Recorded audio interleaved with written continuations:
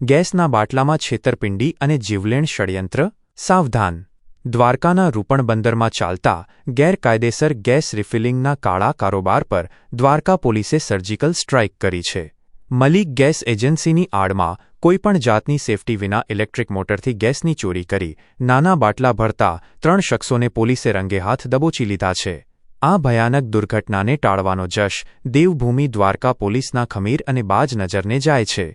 IG Shri Nirlipt રાય અને SP Shri જયરાજસિંહવાળાના સચોટ માર્ગદર્શન હેઠળ ડીવાયએસપી સાગર રાઠોડ, પીઆઈએએલ બારસિયા અને પીએસઆઈ એનએસ ગોહિલની સજાગ ટીમે આ દિલધડક ઓપરેશન પાર પાડ્યું છે.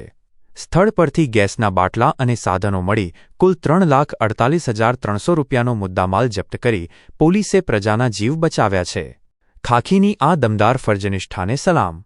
આવી જ સચોટ અને તમારી સુરક્ષાને લગતી તમામ ખબરો માટે દ્વારકા ટુડે સાથે જોડાયેલા રહો.